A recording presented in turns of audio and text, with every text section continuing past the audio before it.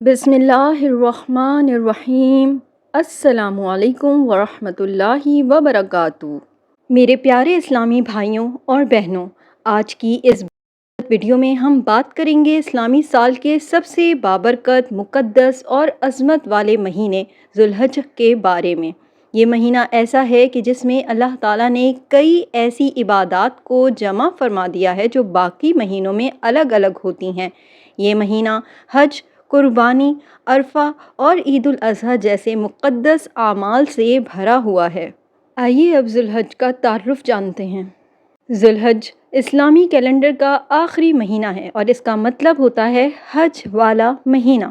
قرآن مجید کی سورہ توبہ کی آیت میں فرمایا گیا، بے شک مہینوں کی گنتی اللہ کے نزدیک 12 ہے، ان میں 4 حرمت والے مہینے ہیں۔ مفسرین جیسے امام ابن کثیر رحمہ اللہ نے وضاحت کی کہ ان 4 مہینوں میں ذوالحجہ بھی شامل ہے۔ ذوالحج کی فضیلت اور اہمیت۔ عشرہ ذوالحج پہلے 10 دن رسول اللہ صلی اللہ علیہ وآلہ وسلم نے فرمایا، جس کا ترجمہ ہے، کوئی دن ایسا نہیں جس میں نیک عمل اللہ کو ان دنوں سے زیادہ محبوب ہو، یعنی ذوالحج کے پہلے 10 دن۔ یوم عرفہ یعنی 9 ذوالحج، یہ دن حج کا سب سے اہم دن ہے اور روزہ رکھنے والوں کے لیے بڑی فضیلت ہے۔ یوم النحر 10 ذوالحج، یہ دن عید الاضحیٰ کا دن ہے۔ نبی صلی اللہ علیہ وآلہ وسلم نے فرمایا، اللہ کے نزدیک سب سے عظمت والا دن قربانی کا دن یعنی 10 ذوالحج ہے۔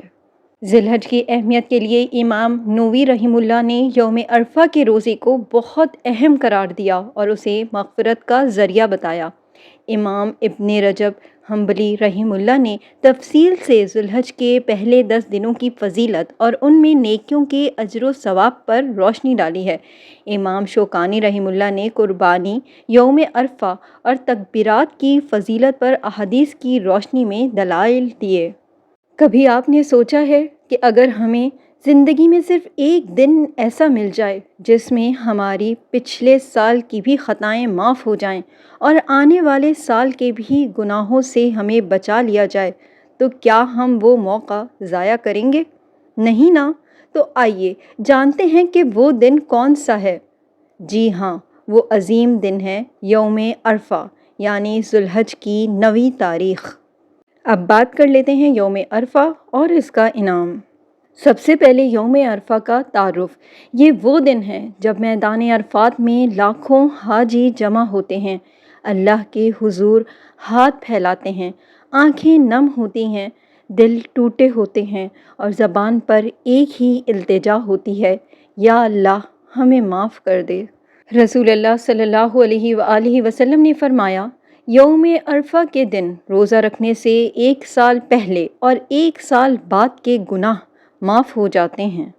ذرا سوچئے، صرف ایک دن کا روزہ اور اللہ ہمیں 2 سال کی بخشش عطا کر دے، کیا یہ اس کے کرم کی انتہا نہیں؟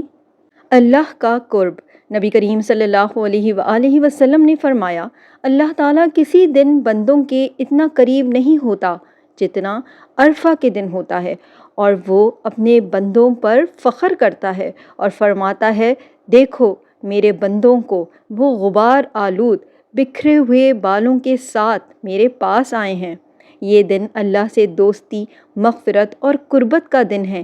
یہ دن ہمیں بتاتا ہے کہ اللہ ہمیں کتنا چاہتا ہے، بس ہم اس کی طرف پلٹ آئیں۔ اس حوالے سے قرآنی پیغام۔ سورہ مائدہ کی آیت میں اللہ تعالیٰ نے فرمایا، آج میں نے تمہارے دین کو مکمل کر دیا اور اپنی نعمت تم پر پوری کر دی اور اسلام کو تمہارے لیے دین کے طور پر پسند کیا۔ یہ آیت بھی یوم عرفہ کو نازل ہوئی تھی، یعنی دین اسلام کی تکمیل کا دن بھی یہی ہے۔ کیا اس سے بڑی کوئی اہمیت ہو سکتی ہے؟ یہ سب جاننے کے بعد سوال دماغ میں آ رہا ہوگا کہ ہمیں کیا کرنا چاہیے ذوالحج میں۔ پیارے بھائیوں اور بہنوں، اگر ہم حج پر نہیں جا سکے تو بھی یہ دن ہمارے لیے بہت بڑا انعام ہے۔ ہم کیا کیا کر سکتے ہیں اس میں؟ ہم روزہ رکھ سکتے ہیں 9 ذوالحج کا، کثرت سے دعا کر سکتے ہیں، اللہ سے گڑ گڑا کر استغفار کر سکتے ہیں، ذکر و اذکار کر سکتے ہیں، سبحان اللہ، الحمدللہ، اللہ اکبر، لا الہ الا اللہ، صدقہ و خیرات کر سکتے ہیں، نمازوں کی پابندی کر سکتے ہیں۔ یہ دن صرف حاجیوں کا نہیں، ہم سب کا دن ہے۔ یہ دن مغفرت کا دروازہ ہے اور یہ دن نجات کی رات کا چراغ ہے۔ یوم عرفہ کے دن اللہ سے وہ سب مانگ لو جو دل میں ہے۔ اپنے گناہوں کی معافی مانگ لو، والدین کے لیے دعائیں کر لو، اپنی دنیا اور آخرت کو بہتر بنانے کی دعائیں کر لو۔ یاد رکھیں، یوم عرفہ کو ضائع کرنا گویا بخشش کے دروازے بند ہوتے دیکھنا ہے۔ اللہ تو ہمیں بلا رہا ہے، بس ہمیں پلٹنا ہے۔ آئیے اب بات کر لیتے ہیں حج کی عبادت اور اس کا مقام۔ حج کیا ہے؟ حج صرف ایک سفر نہیں، یہ روح کا سفر ہے، قلب کا طواف ہے، نفس کی قربانی ہے اور اللہ سے ملاقات کا پہلا قدم ہے۔ حج دراصل حضرت ابراہیم علیہ السلام، حضرت ہاجرہ علیہ السلام اور حضرت اسماعیل علیہ السلام کی اطاعت، قربانی اور صبر کی داستاں ہے، اور یہی داستاں ہر حاجی دہراتا ہے۔ اللہ تعالیٰ فرماتے ہیں سورہ حج کی آیت کا ترجمہ، اور لوگوں میں حج کا اعلان کر دو، وہ تمہارے پاس آئیں گے، پیدل بھی اور ہر پتلے اونٹ پر جو دور دراز راستوں سے چل کر آئیں گے۔ یہ اعلان حضرت ابراہیم علیہ السلام نے دیا، اور آج بھی صدیوں بعد کروڑوں انسان ہر سال لبیک اللہم لبیک کہتے ہوئے مکہ پہنچتے ہیں۔ گویا یہ صدا ابھی بھی دلوں میں گونج رہی ہے۔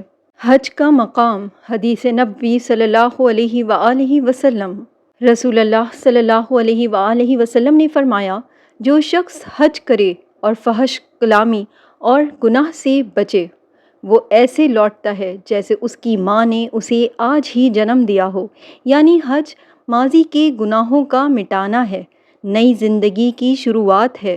یہ وہ عبادت ہے جو انسان کو جنت کا مستحق بنا دیتی ہے۔ آئیے حج کا منظر اور دل کو ہلا دینے والے لمحے کو یاد کرتے ہیں۔ تصور کریں، لاکھوں حاجی سفید احرام میں لپٹے ہوئے، نہ کوئی امیر نہ غریب، نہ کوئی وزیر نہ فقیر، سب برابر، سب ایک ہی رب کے مہمان، لبیک اللہم لبیک کی صدا میں ڈوبے ہوئے۔ یہ ہے توحید کا عملی مظاہرہ، یہ ہے قیامت کے دن کی جھلک، یہ ہے انسان کی عاجزی کا منظر۔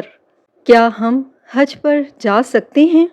اگر استطاعت ہے تو حج فرض ہے، اور اللہ کے لیے لوگوں پر اس گھر کا حج فرض ہے جو بھی وہاں تک پہنچنے کی استطاعت رکھے۔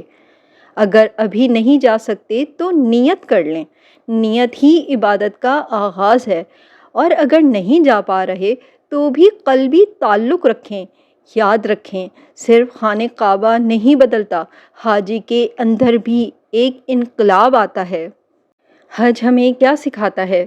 توحید یعنی صرف اللہ کی عبادت، اخوت یعنی سب برابر ہیں، قربانی اپنی خواہشات کی، صبر طواف، سعی اور عرفات کے ذریعے، رجوع اللہ یعنی آنسو، التجا اور دعا۔ پیارے ویورز، حج ایک عبادت نہیں، یہ ایک زندگی بدل دینے والا تجربہ ہے۔ یہ ہمارے دلوں کو جھاڑتا ہے، ہمیں جھکنا سکھاتا ہے، اللہ کی محبت میں رونا، تھک کر بھی ہاتھ اٹھانا۔ یہی تو ہے بندگی کا حقیقی مزہ۔ آج اگر ہم خانہ کعبہ نہیں جا سکتے تو اپنے دل کو خانہ کعبہ بنا لیں، وہاں بھی اللہ رہتا ہے، بس اخلاص، خشیت اور نیت سے۔ یا اللہ، ہمیں بھی اپنے گھر کا دیدار نصیب فرما، اور وہ حج جو تو قبول کرے، آمین۔ آئیے اب اس ویڈیو کا خلاصہ جان لیتے ہیں۔ ذی الحج کا مہینہ سال میں صرف ایک بار آتا ہے، لیکن اس میں کی جانے والی عبادت کا ثواب ساری زندگی کا رخ بدل سکتا ہے۔ تو آج ہی نیت کریں، ذکر کریں، روزے رکھیں، دعائیں مانگیں، استغفار کریں، درود بھیجیں، اور اگر استطاعت ہو تو قربانی ضرور کریں۔ سورہ حج کی آیت میں اللہ تعالیٰ فرماتے ہیں، اور تاکہ وہ چند مقرر دنوں میں اللہ کا ذکر کریں، رسول اللہ صلی اللہ علیہ وآلہ وسلم اور صحابہ عشرہ ذوالحجہ میں کثرت سے کہتے تکبیر، اللہ اکبر، لا الہ الا اللہ، واللہ اکبر وللہ الحمد۔ یہ تکبیرات 9 ذی الحج کی فجر سے 13 ذی الحج کی عصر تک کہنا مسنون ہے۔ اللہ تعالی ہمیں ان دنوں کی قدر کرنے، خوب عبادت کرنے اور مقبول عمل کرنے کی توفیق عطا فرمائے، آمین۔ ہماری حوصلہ افزائی کے لیے ویڈیو کو لائک کرنا نہ بھولیے۔ مزید اسلامی ویڈیوز کے لیے چینل کو سبسکرائب کیجیے اور بیل آئیکن کو بھی پریس کیجیے تاکہ ہر نئی ویڈیو فوراً آپ تک پہنچے۔ اور اس ویڈیو کو اپنے پیاروں کے ساتھ ضرور شیئر کیجیے تاکہ وہ بھی اس علم سے فائدہ اٹھا سکیں۔ جزاک اللہ۔